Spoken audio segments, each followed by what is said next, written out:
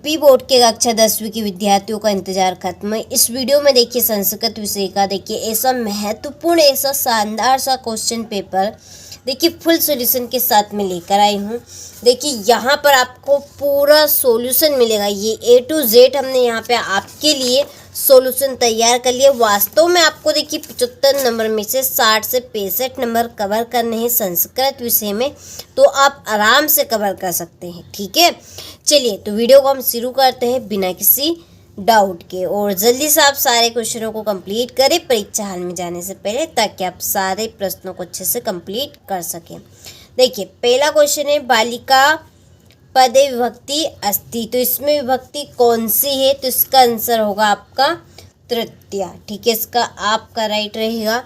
दूसरा है, पुस्तक शब्दस्य द्वितीय विभक्ति एक वचनम भविष्य यते, तो इसका आंसर है आपका पुस्तकम। तीसरा है, नदीनाम पदे विभक्ति अस्ति, तो इसका आंसर है षष्ठी। कस्मात् पदे विभक्ति अस्ति, इसमें होगा आपका पंचमी। विद्या माता इव रक्षति, अस्मिन् वाक्ये अव्ययम पदम अस्ति, तो इसका आंसर है आपका इव। विद्या माता इव रक्षति, इसमें हमें अवयवी शब्द बताएं तो अवयव शब्द बनेगा इसमें इव। अधोलिखितेषु अव्ययम पदम अस्ति, तो इसमें अवयव शब्द है कुत्र, क्योंकि पत्र भी नहीं, शस्त्र भी नहीं, सूत्र भी नहीं है। ठीक है, चलिए इसके बाद में अगला क्वेश्चन है हमारा, गच्छन्तु इत्यस्मिन् पदे खालिस्तान वचनम अस्ति, इसका आंसर है द्विवचनम। दूसरा है, वदामि तस्मिन् पदे खालिस्तान धातु अस्ति, इसमें धातु है वद। तीसरा है, पचे यू तस्मिन् पदे खालिस्तान लकार अस्ति, इसमें लकार रहेगा विधि लिंग लकार। लट लकारस्य उदाहरणम अस्ति, तो इसमें आपका उदाहरण रहेगा पठिष्यति। ठीक है, ये वाला। चलिए तो स्क्रीनशॉट आप ले लीजिए।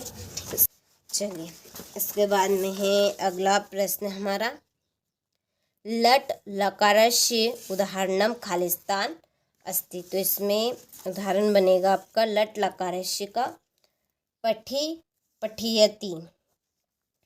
लकार अधि लकार पदे खालिस्तान उपसर्ग अस्ति, अधिकार पदे में उपसर्ग है अधि, क्या रहेगा इसमें उपसर्ग? अधि उपसर्ग रहेगा।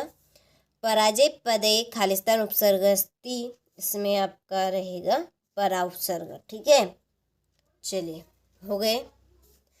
इसके बाद में है जोड़ी महाधन इंद्र, तो महाधन इंद्र की जोड़ी है महेंद्र। जगदीश जगदीश की जोड़ी है जगत धन ईसा। महान चा असो पुरुष महापुरुष। चंद्रशेखर चंद्रशेखर की आपकी जोड़ी है बहुब्रीहि समास है। दिग्गु समास में पंचवटी समास, और नमस्ते में नमा धन ते।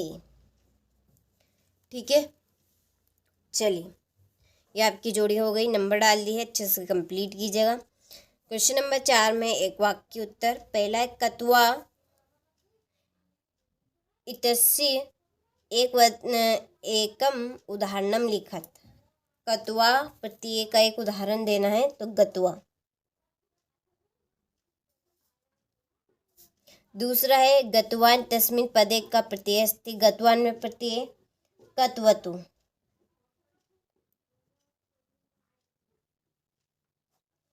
तीसरा, अजय तस्मिन् पदे का प्रत्यय अस्ति, अजा में प्रत्यय टाप। अहम कस्मे जीवनम काम्ये, इसमें रहेगा मानवाय।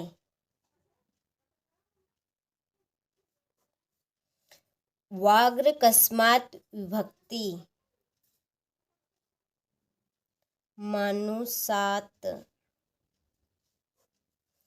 वृषभ कुत्र प्रपात, इसमें आएगा आपका क्षेत्र। ठीक है, चलिए ये आपके हो गए हैं एक वाक्य में उत्तर। इसके बाद में है आम और ना। पहला, जो रहेगा वो आपका आम रहेगा, आपको इनको पढ़ लेना है। ठीक है, यहाँ पर मैं आंसर लिख देती हूँ। दूसरा भी आपका आम रहेगा, तीसरा आम रहेगा, चौथा ना, पांचवा आम, छठा ना। ठीक है, चलिए इसके बाद में छठा क्वेश्चन, अस्माक पर्यावरणे किम किम दूषितम अस्ति। फिर बुद्धिमती केन उपेता पितृगृहं प्रति चलिता बाल भावात् हिमकरं कुत्र विराजते कुशलवो वंशस्य कर्ता का रामलवकुशो कुत्र उपैसयितु कथयति। और ये 11वें क्वेश्चन में आपके रेखांकित पदानी रहेंगे। और 12वें क्वेश्चन में का और कम रहेंगे। 23वें क्वेश्चन में वाक्य रहेंगे, वाच्य परिवर्तन करने हैं इनके।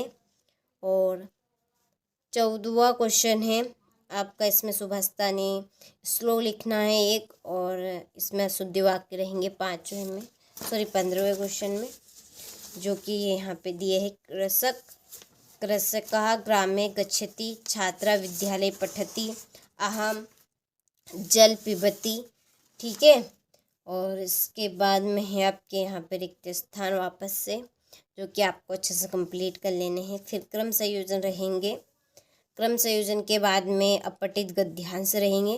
देखिए यहाँ से आपके जो, जैसे कि आपको पास होना है केवल मात्र, तो यहाँ से आप आराम से पास हो सकते हैं। जो अपठित गद्यांश, पद्यांश और नाटकीय और अपठित गद्यांश दिया जाएगा। ठीक है, गद्यांश पद्यांश नाटकीय में से दिए जाएंगे, और एक पद्यांश आपको दिया जाएगा, अपठित पद्यांश। आप इन चारी को अच्छे से कंप्लीट कर लेते हैं तो समझ लीजिए आप तो संस्कृत में पास हो जाएंगे। तो यहाँ से आपको अच्छे से कंप्लीट करना है। जो अपठित ये गद्यांश दिया गया है इसको अच्छे से पढ़ना, क्योंकि इसके जो क्वेश्चन है वो आपको इसी में से मिलेंगे। ठीक है, चलिए इसके नीचे इसका अथवा है, दोनों में से एक आप आराम से कर सकते हैं। 19वें प्रश्न में है पद्यांश। ठीक है, इसमें भी 2 पद्यांश दिए जाएंगे, जो आपको ठीक लगे आप वो कर सकते हैं आराम से। ये आपका 20वां प्रश्न है, ये इसमें से नाटक किसमें से दिया गया है। ठीक है, नाटकी में से दिया गया है। और ये आपके 21वें क्वेश्चन में अपठित गद्यांश है, अपठित गद्यांश दिया है। और ये 22वें प्रश्न में है अवकाश। 23वें प्रश्न में है निबंध। एक निबंध आपको कंप्लीट करना है, जो कौन सा है, ये वाला, संस्कृत भाषा का। ठीक है, चलिए तो